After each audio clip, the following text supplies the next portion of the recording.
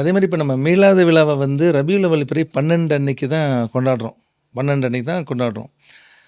அவ்வளோ அப்படி தான் செஞ்சுட்ருக்கோம். ஆனால் சில பேர் என்ன சொல்கிறாங்கன்னா, மீளாத விழா வந்து 12 அன்னைக்கு இல்லை அப்படின்னு சொல்லி இன்னும் சில பேர் சில மாற்று தேதிகளும் சொல்கிறாங்களே, இந்த வேறுபாடுகளை எப்படி பார்க்குறது?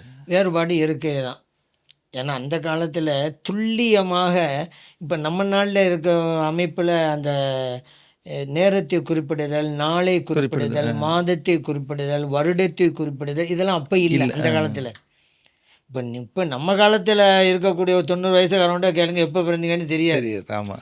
அவங்கெல்லாம் ஒரு தோராயமாக தான் ஒரு டேட்டை கொடுத்து வைக்கிறாங்க. அது ஓட்டு போடுற கார்டாக இருக்கட்டும், ஆதார் கார்டாக இருக்கட்டும், பாஸ்போர்ட்டாக இருக்கட்டும், ஒரு தோராயமாக ஒரு டேட்டா போட்டு எடுக்கிறாங்களே தவிர, அவள் இப்போவே இப்படி இருந்தால் 1400 வருஷத்துக்கு முன்னால் எப்படி இருக்கும்? துல்லியமாக இல்லை. ஆனால் அவர்கள் உலகிட்டு மறைந்தது துல்லியமாக இருக்குது. ஏன் அப்படின்னு கேட்டால், மக்களுக்கு மத்தியில் அவங்க இறை தூதர் என்று அறிமுகப்படுத்தப்பட்டாங்க. லட்சக்கணக்கான மக்கள் ஏற்றுக்கொண்ட இறை தூதராக இருக்கிறாங்க. அதனால் அவங்க மறைவு என்பது துல்லியமாக இடம்பெற்றுச்சு. ஆனால் பிறக்கும்போது அவங்க மற்ற குழந்தைகள் மாதிரி தானே பிறக்கிறாங்க. அதனால துல்லியமாக இல்லை. ஆனாலும் கூட ரபியுல் அவ்வல் அப்படிங்கிறது இருக்குது. பிறைகள் தான் வித்தியாசப்படுது. எத்தனாவது பராண்டு நம்ம 12 அப்படின்னு எடுக்க காரணம் என்ன கேட்டால், அதிகமான இமாம்கள் அதைத்தான் சொல்லி கொடுக்குறாங்க. நபி ஸல்லல்லாஹு அலைஹி வஸல்லம் அவர்கள் பிறந்தது ரபியுல் அவ்வல் பிறை 12 யானை ஆண்டு அப்படின்னு படிக்கும் வரலாற்றில். யானை ஆண்டு ஆமுல் ஃபீல் அப்படின்னு சொல்லுவாங்க. ஏன் அப்படின்னு கேட்டால், இந்த அப்ரஹாம் மன்னன் யானை பட்டாதை கொண்டு வந்தான்ல கஅபாவை இடிக்கிறதுக்கு, அது நடந்த வருடம் அது. ஆனால் அந்த நிகழ்வுக்கு பிறகு தான் பிறக்கிறாங்க. ஏறத்தாழ ஒரு 1.5 மாதம் 2 மாதம் பிறகு தான் பிறக்கிறாங்க. அந்த நிகழ்வு நடந்தபோது பிறக்கலை.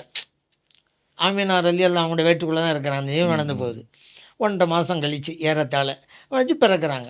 அவங்க பிறந்த ஆண்டு தான் அந்த யானையுடைய நிகழ்வு நடந்ததுனால தான் அதுக்கு பேர் ஆமுல் ஃபீல். அந்த அலம் தர கைஃப ஃபஅல ரப்புக பி அஸ்ஹாபில் ஃபீல் அல்லாஹ் குர்ஆனில் சொல்கிறான்ல, அதன் அடிப்படையில் தான் யானை ஆண்டு இது பிறக்கிறாங்க.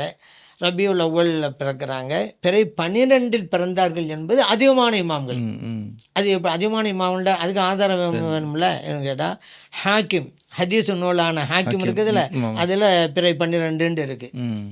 அப்படி இமாம் பைஹக்கி ரஹ்மத்துல்லாஹி அலைஹி அவர்கள் தங்களுடைய தலாயிலு நுபுவாவில் நபி ஸல்லல்லாஹு அலைஹி வஸல்லம் அவர்கள் பிறந்தது ரபியுல் அவ்வல் பிறை 12 குறிப்பிடுறாங்க. அதுபோல் இமாம் இப்னு கஸீர் ரஹ்மத்துல்லாஹி அலைஹி தங்களுடைய சீரத்து நபவியா அப்படின்ற நூல் எழுதியிருக்காங்க. ஸல்லல்லாஹு அலைஹி வஸல்லம் வரலாற்று நூல் அது. அதில் ரபியுல் அவ்வல் பிறை 12ங்கிற வார்த்தையை அதில் கொண்டு வர்றாங்க. இப்படி பல இமாம்கள் அப்படி சொன்னதின் அடிப்படையிலே தான் நாம் சொல்லலாம். பெரும்பாலான இமாம்கள் அப்படி சொல்லியிருக்காங்க. இந்த இதில் கூட புகாரி விரிவுரை நூல் ஃபத்ஹுல் பாரி இமாம் இப்னு ஹஜர் அஸ்கலானி அவங்களும் பிறை 12ங்கிறத கொண்டு வர்றாங்க. இப்படி பல பேர் கொண்டு வந்ததுனால தான் உலக முஸ்லீம்கள் அந்த நாளை எடுத்துக்கிட்டாங்க. இங்கண்டல்ல, இப்போ நம்ம இந்தியாவில் மட்டும் 12 அப்படிங்கிறதல்ல. இப்போ அபுதாபிலாம் ரபியுல் அவ்வல் 12 லீவை விடுறாங்க. அப்போ அவங்கள்ட்டையும் 12 தான் தெரியுது. இல்லாட்டி அரசாங்க விடுமுறை விடுறாங்கல்ல. அதனால் வேறு கருத்து இருக்குது. ஆனால் அதிகமான பெரும்பான்மை இமாம்கள் இந்த கருத்தை தான் சொல்கிறாங்க.